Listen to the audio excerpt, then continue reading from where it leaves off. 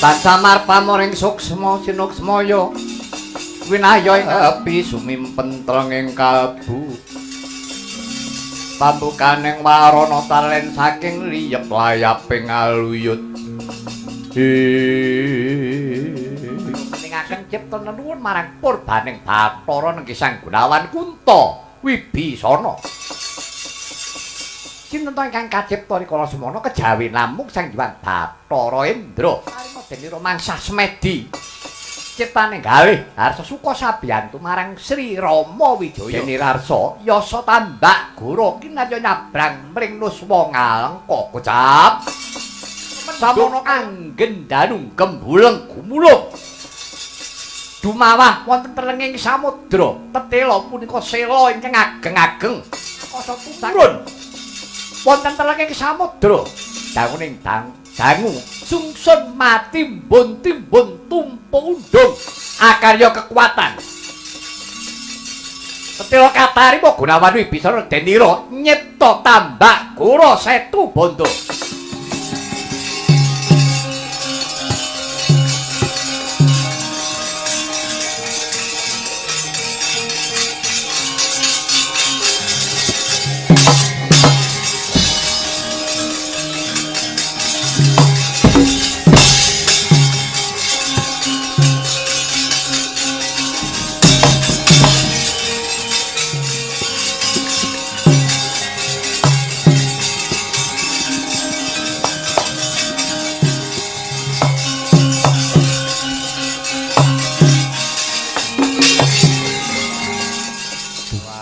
Gunawan Kunta Wibisana ora nyono lair trusing batin anggonira swita marang panjenenganing ingsun anggonira nggedhekake lelabuhan marang jeneng ingsun sira bisa nyipta tambak gura ingkang wis magrang ana tengahing samudra apa bener iki bakal tumeka negara Ngalengka inggih jinuwun estrining manah kula tambak gura menika ngantos dumugi wonten negari Ngalengka. Mengkono yayi. Inggih, jinuwun. Mangke rumiyin. Najan menika wonten tambak tegesipun menika wonten tambak gura kretek ingkang ageng. Namung nyuwun ngapunten. Menika saking pamanggih kula. Menika barang pujan. Pujan menika ngelmu mboten ngelmu sejati.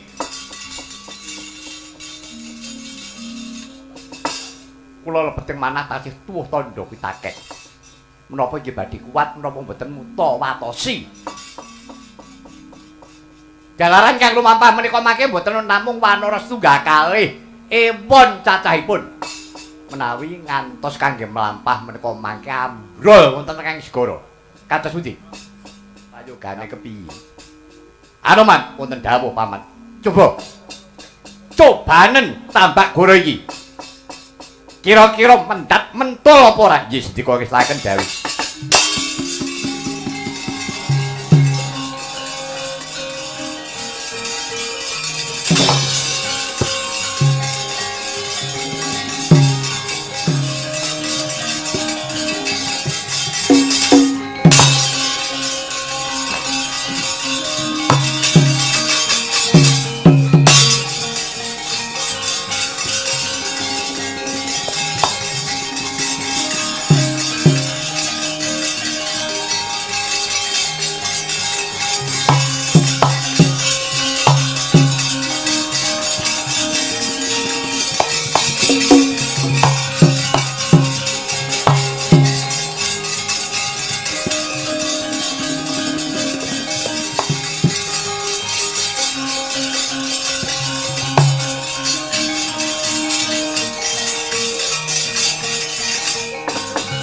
Kadarita lon-lonan lampahe senggana Yanoman denira nyobi tambak Gunawan Wibisana san kancot-encot nyatanipun datane bah boten pitados raos sing penggalih senggana sigra manta aji mondri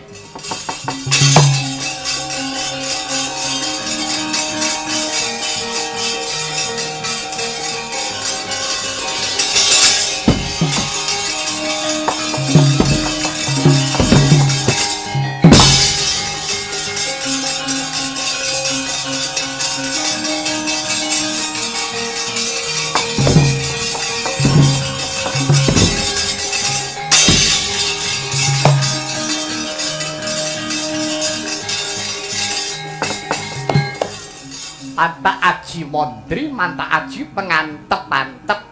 Ya to sekawatek bobote Anoman, bobote Senggana wuwuh 7 gunung. Dene lumampah wonten tengahing Tambak Goro esmu kagenjot ambrol tengah bener.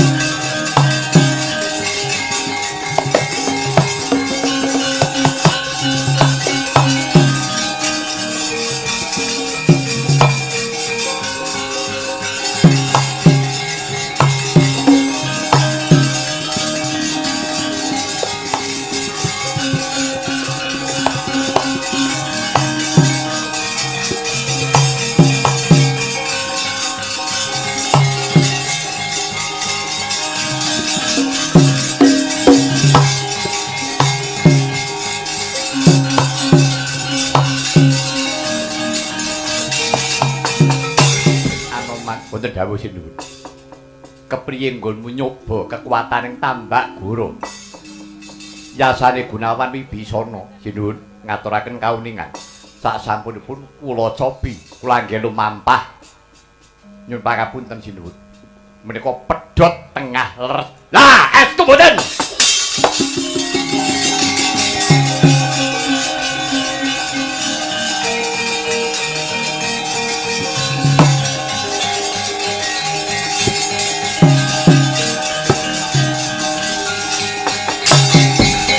Lah, pun cetha to niku.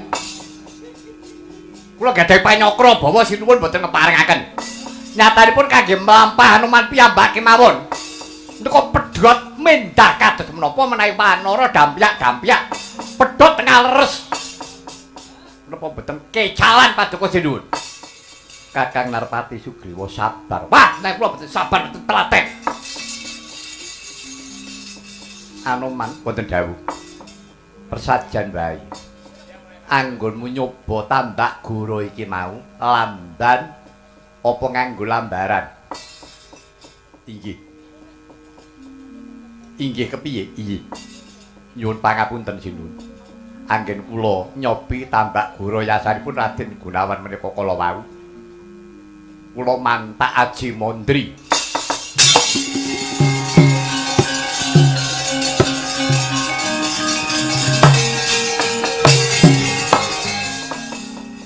Anoman wonten dawuh Sinuwun. Besok-besok maneh kudu nganggo petung sing ganep. Aji mondri kuwi gunane ora kanggo ngencot Tambak Goro. Aja meneh kok mung boboting Tambak Goro. Gunung kuwi mbok pancal pedhot. Yen kaya mengkono kuwi dudu salahe Gunawan Wibisana, salahe le nyoba Tambak Goro. Tiyang boten pitados menika kengan kenging kemawon. Sabar Kakang Narpati. Nggih, sampun. Ya wis. Saiki padha nunggu sing prayoga. Isine kok mun rebut bener. Kok malah gawe susah ing ati.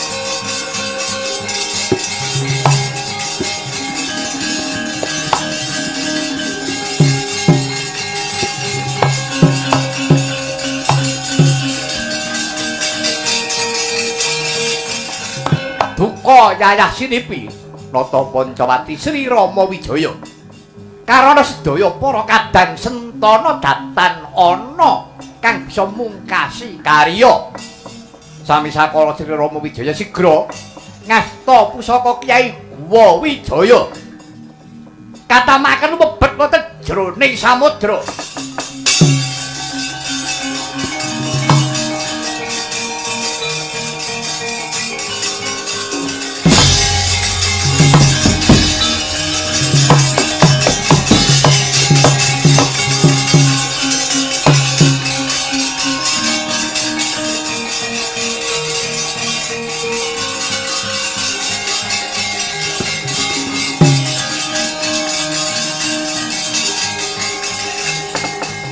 Manjing jroning samudra nggih pusaka Kyai Guwa Wijaya nyori nepasaken lumebet wonten lebeting toya sami sakala dadi umop mumpal-mumpal lir wedang semawah banyuning samudra kathah mina-mina ingkang sami pecing dayaning pusaka Guwa Wijaya ucap dewaning mina sing Hyang Baruna nduk rikala semana sigra mrepeki unggihane kang ragya duka.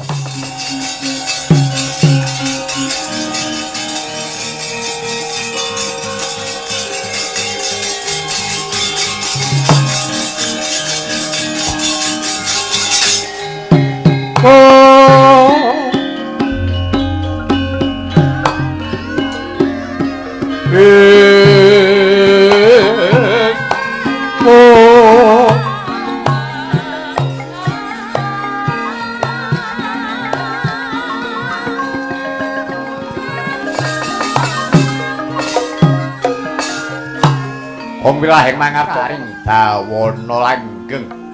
Duh. Mustikaning satriya, mustikaning para janma. Sumawi kula aturi meper Bramantya paduka. Jinuwun. Jengandika menika sinten? Waleh-waleh menapa kula dewaning muna. Sarta kula menika dewaning ulam ingkang ngreksa samudra. Ingkang sudyamartani kula Sang Hyang Bathara Baruna. Paduka pukulun Sang Hyang Bathara Baruna. Inggih. Wonten menapa dene paduka pukulun merpeki dhumateng. Aduh, sinuwun. Kok kaningaya sanget paduka sinuwun ngantos tega nglepasaken Guwa Wijaya manjing wonten beting samudra. Kathah mina abdi kula ingkang sami pejah. Kenging dayaning pusaka paduka sinuwun. Mbok iki ya kula aturi enget sinuwun. Bukulun kados pundi menapa ing cipta kula menika daya-daya badhe madosi katresnan kula garwa kula inggih Yayi Kyat Warasinta. Kula badhe yasa tambak guru. Nyatanipun dereng kasembadan tinimbang tambak guru menika mboten rampung saking pikajeng kula banyuning samudra menika badhe kula sat kemawon supados kenging kangge lumampah para wanara. Lho mangken nggih. Menawi panjenengan badhe ngesat dayuning samudra, kula pitados pusaka panjenengan Guwa Wijaya kuwi badhe ngesat samudra. Napa panjenengan boten damel kapitunan pejahing mina risaking kawontenan kapitunaning para tiyang ingkang pados tedha lumantar pados ulam pados mina. Lan menawi samudra menika asat toyanipun kawontenaning samudra dados menapa menika mangke. Kaendahaning alam sampun boten endah malih karana kemrangsang kumrungsunging penggalih jengandika Sang Prabu. Menawi ngantos panjenengan namung mekaten teksipun ngandelaken bab perkawis pusaka panjenengan. Kula pitados madosi garwa paduka saged pinanggih. Saged pinanggih namung pinanggihipun nggih namung Dewi Sinta. Pinanggihipun Dewi Sinta sampun ngantos pados sanesipun. Lah inggih Sinta menika ingkang kula padosi. Dados panjenengan namung trimah Dewi Sinta. Mboten sanesipun. Liripun kados pundi? Bela dalah. Oh, dados panjenengan menika dereng saged nyakra bawa menapa ing dados pikajeng kula. Estanipun. Mila kula matur, panjenengan menapa trimah menawi namung nampi Dewi Sinta. Sinta menika sinten? Sinta menika Batari Widawati. Titising Batari Widawati. Dewaning kabagyan, dewaning kamulyan. Nanging menawi cara panjenengan badhe madosi ingkang garwa. Batari Sri Widawati namung mawi cara ngesat segara mateni iwak. Menapa cucuk? Menapa sampun trep? Kenging menapa kok panjenengan boten pitados kaliyan para kawula. Kawula panjenengan para rewanda para wanara menika gadhahi kekiyatan ingkang rinangkung. Monggo dipun penggalih. Manunggaling cipta rasa budi miwah karsa menika sinuwun ingkang dados gegaman ingkang langkung ampuh. Kula boten maiben pusaka benan menika ampuh, nanging tasih ampuh karukunan. Lan katentreman manunggal sayuk sayek saeka praya menawi panjenengan kersa ndharatur kula pusaka menan kula atur mundhut rumiyin mangke kula badhe matur.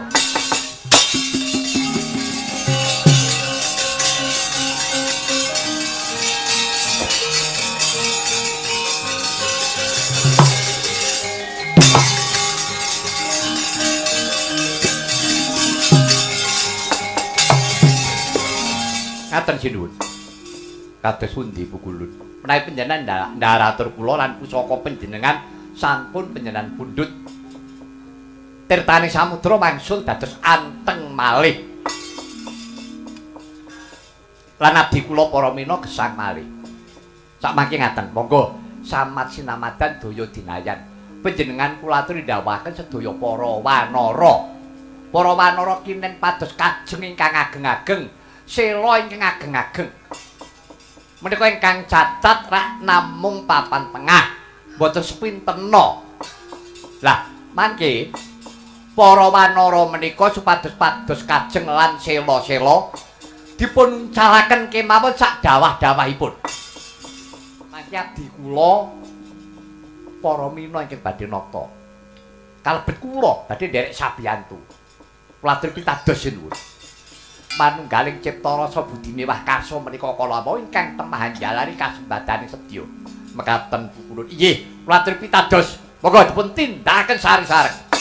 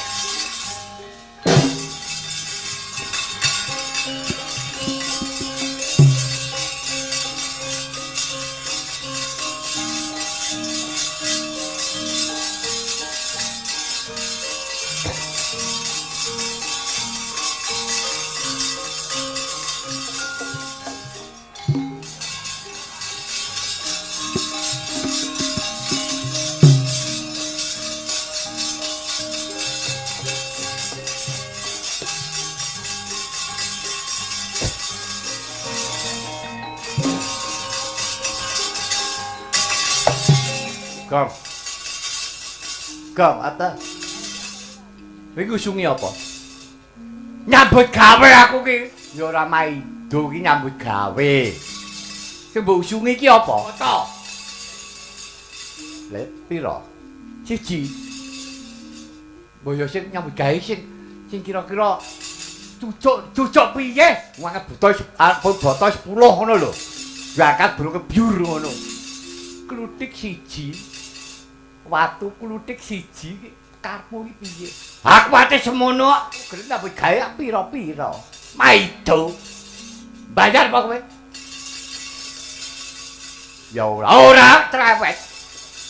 Mari iki ora. Ora sani ora.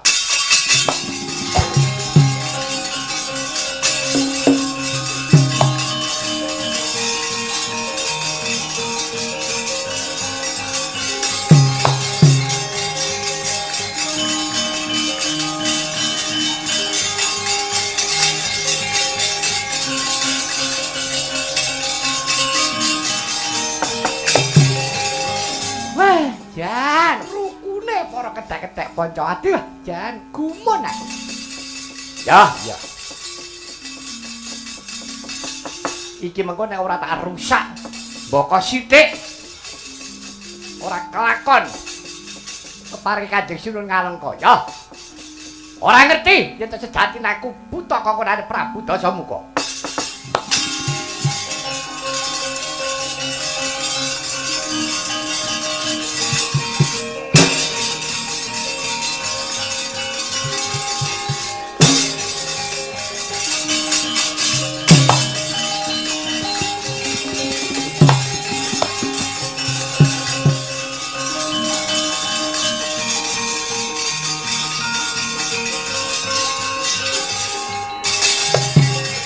Lho, iki kayu gedhe iki, Dek. Mau ra nang tengah kono to? Heeh. Dek minggir. Mbok menawa nek kena ngombak apa? Kayu gedene semene kok. Apa nggone gawat iki ya? Gawat piye? Ora dikeki sajet. Lah. Lambemu. Wah, gugon Tuhan ora. Mbok menawa. Lha iki gandeng ayo ditengahke meneh. Jan nyuwen-nyuweni ora. Piye to? Ayo. Yo. Nah. Iki gampang. Ngono kok yo. Yo. Yo.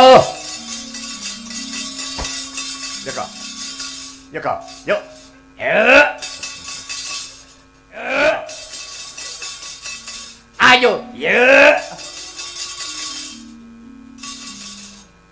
Ayo.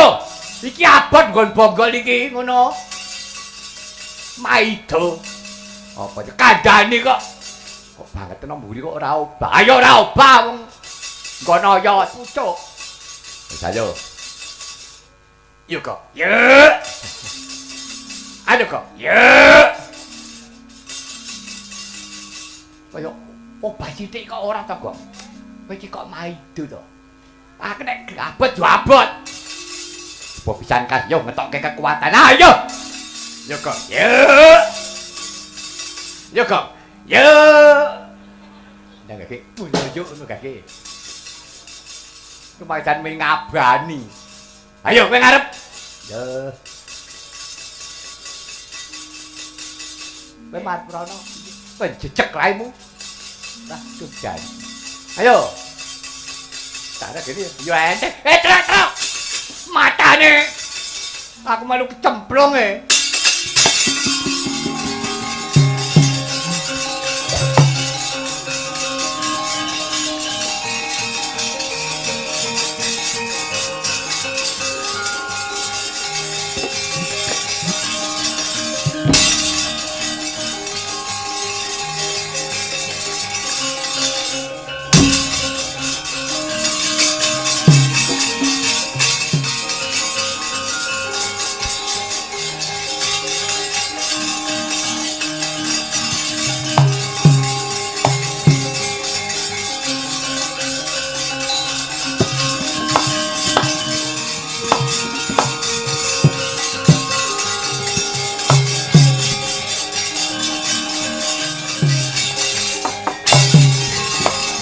Lurah badhe matur.